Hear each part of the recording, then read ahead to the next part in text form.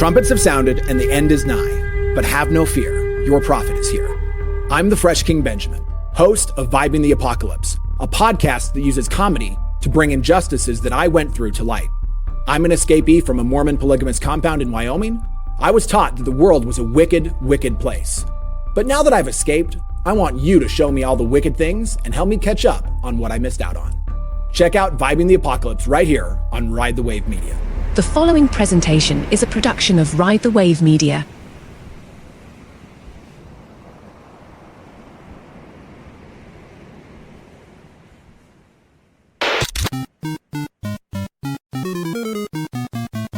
This is Game Related.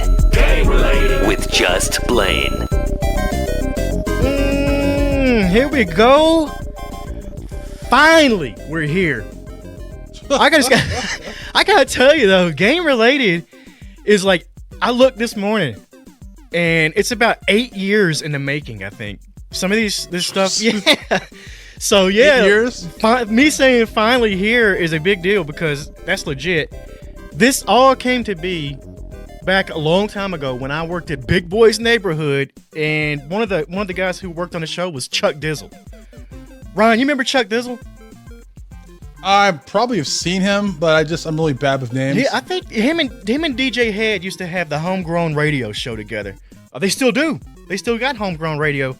So Chuck Dizzle one day says, "Blane, you love gaming. These rappers out here love gaming. They're always in here. Yeah. Why don't you start asking them questions about it, right?" I said, "Chuck, you're onto something." I started doing that, and the next thing you know, I was gaming with Offset from the Migos, with Schoolboy Q. These guys that I had no business ever meeting, really. So we did that for a while, and then I left and went to Apple Music.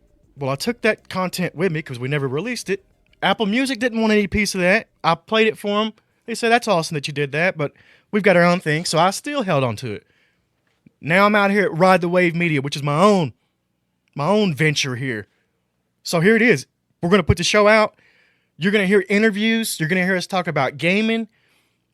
Lots of old celebrity interviews, and we'll be getting some new ones too.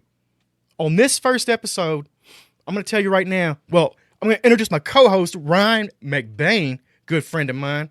Hello, everybody. There he is. And we're going to talk about the state of play that just happened this week, because that's, whoa, holy cow, right? Like, that thing was wild. It was big. We're going to talk about a gamer doing a world first and getting hated on. And then, you already know what that story is, McBain. Dude, that made me mad. All right, we'll get to that. And then we're also going to talk about Hideo Kojima's Death Stranding 2.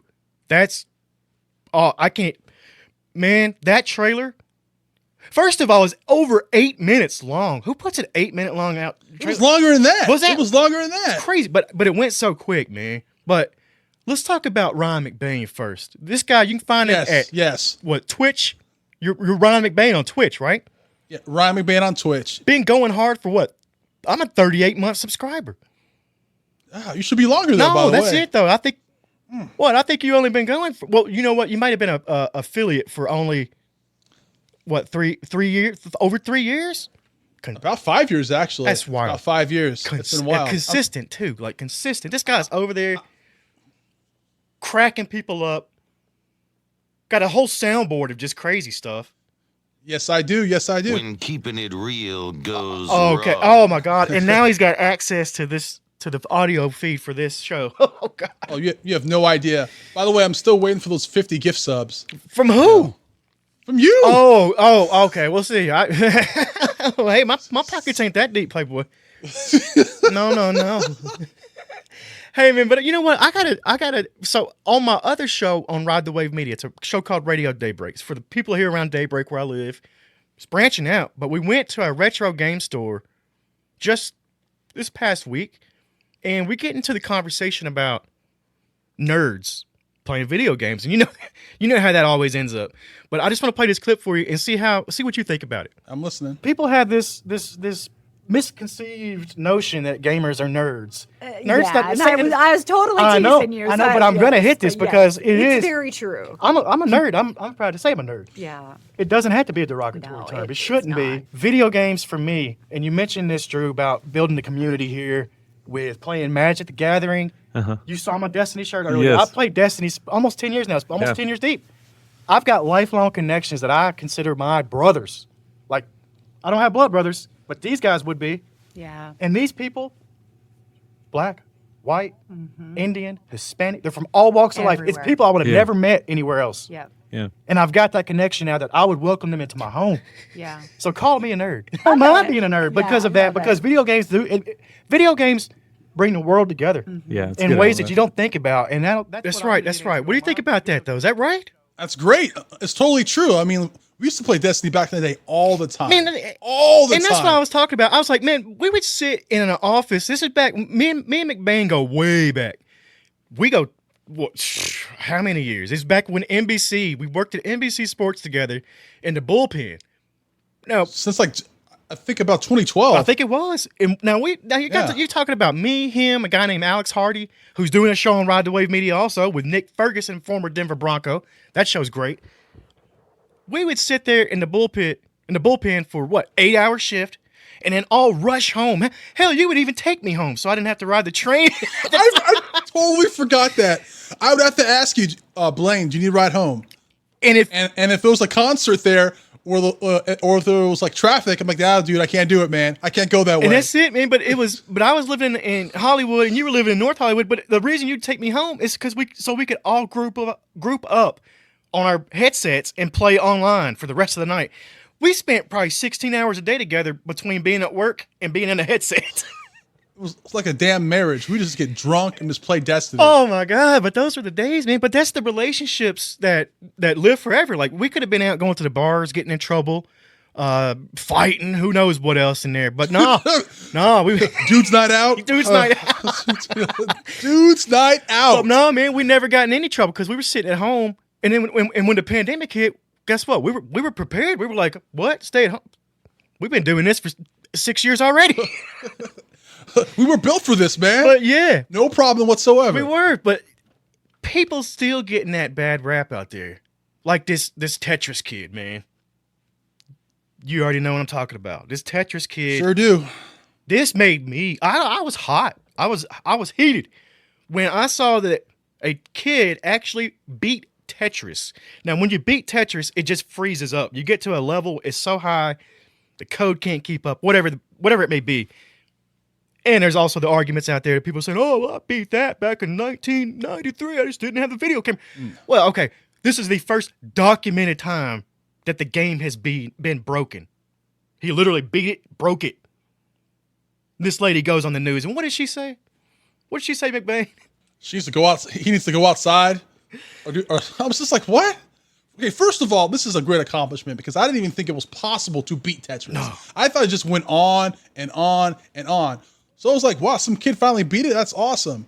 And then, there's always got to be someone that hates on stuff. It's always that one person. That one person that says go outside. And if you think about this, it's literally the first time a human being had done something positive, a positive thing. Well, positive, you know how I mean that. There's going to be people, I don't know about beating a video game's positive. It's better than some of the other negative stuff you can get known for out there.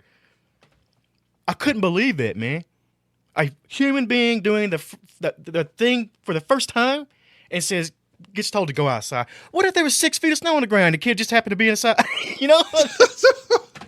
What if it was raining that day? That's what he should have came back with. Well, I just did this on a rainy day. But did you see the video of him doing it?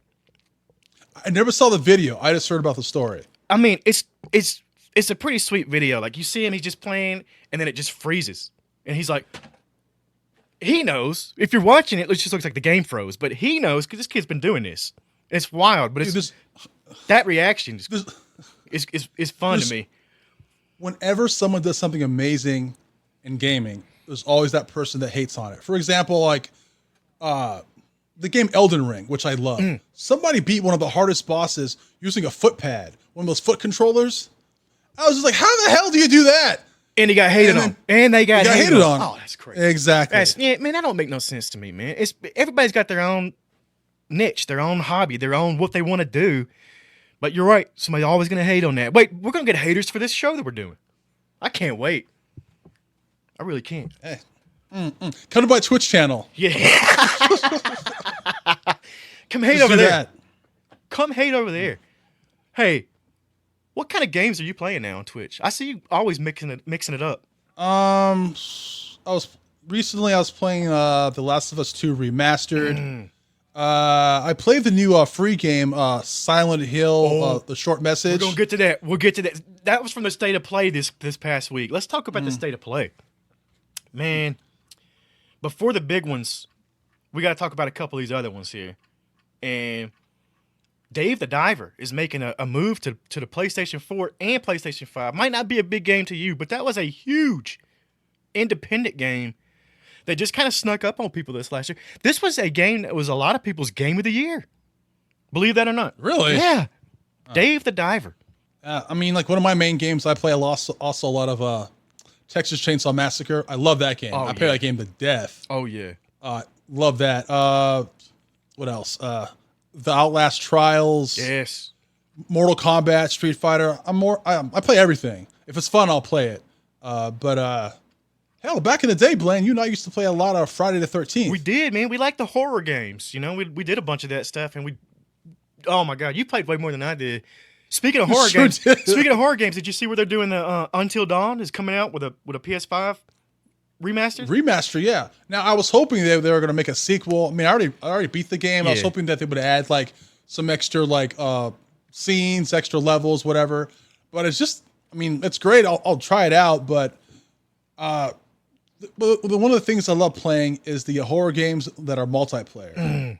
Those games are great because you're both screaming and getting scared at the same time. And by the way, I scare easily. Oh, that's not even joking there, because you can go check out those old clips. What was that game you were playing that night? There was one game. PT. Oh. It was PT. Remember those PT? Now, that was a scrapped Hideo Kojima project, I believe, right? Dude, I still can't play that game. It's just creepy, man. Like, whenever I'm playing a game and you hear, like, kids crying. Oof. Like, babies crying. And remember this. When I was playing, you guys were in my group chat. Our friend Chiral. That's right. His baby was crying. So I was like, so I couldn't tell if it was in game or not. I was like, Chiral, man, I don't mean to be disrespectful or anything, but can you tell your kid to stop crying? Because it's scaring me. So funny. It's freaking me out. I do remember that. So you said you just finished the Silent Hill, the short message. How was that? Did you get scared during that? You know, it wasn't as scary as PT, but it was good. It was like really, really dark. It centers around like suicide. I was like, oh shit, they're gonna get some trouble for this one. I thought so too. When I popped it on, when I turned it on, I did play the first little bit. When I turned it on, and I saw like literally 3 warnings pop up for suicide, and it had the number to call, and I was like, oh, this is about to be one here. Like, it's gonna be wild. That warning is played throughout the game. Yeah, like they really hammer it home. They want to cover their ass. Like, look, man, we said like this is how it's gonna be. We're sorry, but about the game's scary. It's really creepy. The graphics are good. It's a little short, but it's free, so I can't complain. And it came out of nowhere. But, I love when they do that. Out of nowhere. I love when they do that. Dude, everyone was trying to get it because I was trying to get on the store, on the PlayStation store, and couldn't download it because everyone was trying to get to it. Same. I had to wait. I just had to shut down and waited about 4 hours, probably about 10 p.m. Mountain Time that night, and it finally started kicking through. But it was bogged down so much you couldn't even get in there. Dude, went on Twitter, people were going like, yo, where the hell is it? You tell me it's out. People were getting mad because they couldn't play it. Like, dude, where the hell is it? Yes. No one could find it. Now, I didn't catch this, though. Is this supposed to lead directly into Silent Hill 2? No, Silent Hill 2 is just a remake. That's a remake. Okay. A remaster. Yeah. That's not like a new version of It's Silent not a new game. Okay. No. And people are still pissed because people have been waiting for this game. I've been waiting for it for a long time, and they still have not given a release date. Yeah. Still, people are like, what the hell? When's this bad boy coming out? That's crazy. Speaking of games people are looking forward to, Death Stranding. That game, Death Stranding 2. That trailer dropped. Oh my gosh. I knew it was weird. I knew it was weird when like the doctor had like arms on her neck. I said, what the hell am I watching? And it was like this new. I was like, that's the futuristic pandemic mask. There, we're all gonna have these little hands over our faces, and it's gonna be looking weird. That trailer though, there's a lot going on in that trailer. I don't know if did you ever finish the first game? I never finished the game. The game just confused the hell out of me. I was playing it and saying to myself, I like it, but I don't know what the hell's going on. But like those type of games, like are just weird. Like it's just the whole story's weird, but it's great. And then you know who's behind it. That's why it's weird. You got Kojima behind that, and he's going to be the master at keeping you in suspense, not letting you know what's going on. That's what he did, really. Death Stranding took me a little bit to get into. It's like we're talking about the first game.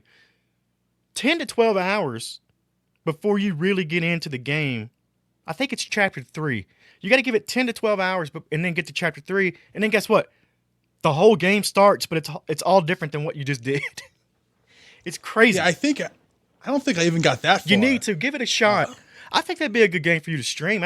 I got really immersed into it once I got into that. And you're connecting these disconnected segments of the population, and you're doing it through this chiral network, and they've got all these other things going on, but there's so many different storylines going. You're building roads. You're a porter. You're just out delivering packages to people. So the new game apparently is not just connecting those sectors of the U.S. Now we're going worldwide with it on another chiral network. So I started looking at the trailer and seeing some of that stuff. And Fragile is one of the top. She's one of the main characters. Fragile. That's Leah Seydoux. And then Norman Reedus is back as Sam Porter. Yeah. Yeah. So that's the two main characters that we saw. They might have hinted at some different timelines even in the trailer. I don't want to give too many spoilers if you haven't played the first game. And then, dude, that ship they were on. That was almost Metal Gear Solid looking to me, was it not? The whole game, I'm like, especially like the villain. I guess he's a villain. The guy with the guitar. I'm like, what the hell is this? Is this Silverhawk? Yeah. Remember that whole cartoon? Oh my god, that's funny. Silverhawk. But everything was great, man. Even his little puppet buddy.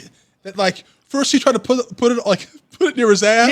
Yeah. The puppet's like, really, dude? You could do me like that? Now, the trailer was like 9 minutes. Yeah. I think if I'm not mistaken, that puppet, that's a main character from the first game. I think that is he does Mexican horror movies. 3 names. Yeah, El Toro, something like that. Guillermo del Toro. That's him.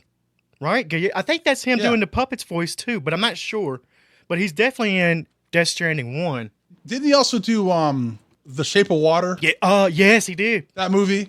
Yeah. And that girl fucked a fish. That's right. Won an Oscar for that bad boy, I believe. That's what it takes. That's what it takes to win an Oscar these days. I guess. Yeah. But yeah, he's bestiality. Yeah. Right. Yeah. He plays a big role in Death Stranding 1, and then it looks like that might have been him as the puppet. But that ship was wild. It looks like there was even a cult that they showed. It was some like hooded people walking around. The guitar, the man in the red with the guitar. That was wild. And then the baby. So go ahead. Go here. Yeah. Go. Yes. So like the guy with the guitar, is he from the first game? I think so. Is he new? No, I think they were hinting at that's supposed to be basically. Well, you beat the game, didn't you? I did, but man, I'm telling you, it was so wild. This could be. To me, this might be Amelie's soul being brought back in Higgs' body. So that's Higgs from the first game, I believe, but just in a new skin, basically. Like, that's the best I can say it. But he didn't have a guitar in the first game, I can tell you that. Yeah, I know you bought the collector's edition. I remember that. Hold up. So here we go. Wait a minute. Here we go. I might just have to start putting BB right here. Like, have to save it and strap it to my chest like they do in the game. I should have started that. You put that in your baby's crib. I did. I remember that. I did. Yeah. You did. Yeah. I did. But I don't think your wife liked that. No, she didn't. But did you check out in the trailer, the baby is in here, and it has the tar, the black coming out of its eyes like the BTs had. Oh, man, this game, I can't wait. But they didn't give a date. They just said, what, 2025? I thought they gave a date. Maybe they did. I know it's 2025, regardless. You need to go ahead and get on Death Stranding 1 and play that through. I'd have to go back from the beginning because where I left off, I was so lost. Well, they got the director's cut out now, so it's worth starting over because there's a couple new missions and stuff in there in the beginning, and I think there's some crossover games that you can get some content from. You have to look into that too because it's kind of cool. Man, that's it for this week though. We've went on a lot about this. We're gonna do a lot of stuff down the road too, talking about games. We actually got interviews we're gonna play with people, like I mentioned earlier. Offset, Schoolboy Q. I even got O'Shea Jackson Jr. in there at one point. Okay. Yeah, man. Oh, I got a good one with Sean Paul. Sean Paul is one of the biggest gamers there is, and we'll play that down the road. But you won't believe some of the stuff that he told me. This was a couple of years back, but that's a good one. McBain, where can we find you again? You can find me on Twitch. I stream all the time. I might even be streaming later on this evening. Ryan McBain on Twitch. Drop me a follow. Hit me some 50 subs. 50 gift subs. Go in there and drop him 50 gift subs. Yeah, because Blaine's already said he'll drop me 50. That's right. Oh, okay. Crazy. Yes, for Black History Month, by the way. All right. Hey, you know what? There's actually one thing I forgot. We got a question from a listener. And I know this is our first show, but we did get a question. It's actually from a buddy, Bob of mine, that I used to work with. But he actually hit me up and he said he likes Dungeons and Dragons and all that kind of stuff, but what's a great RPG that he could play? Oh, I got it. Baldur's Gate 3. That was my answer. Shit out of that. Dude, that's another game I need to play. But same, but yeah. But I hear don't play it till you're ready to get sucked in, man, because that thing is going to be immersive. It won Game of the Year. Right? We're going to talk about that next week. We'll talk about Baldur's Gate 3 a little bit. But until next week, hit up Ryan McBain over there on Twitch. You can find me at Just Blane TV or anywhere right here on Ride the Wave Media. We'll see you next week.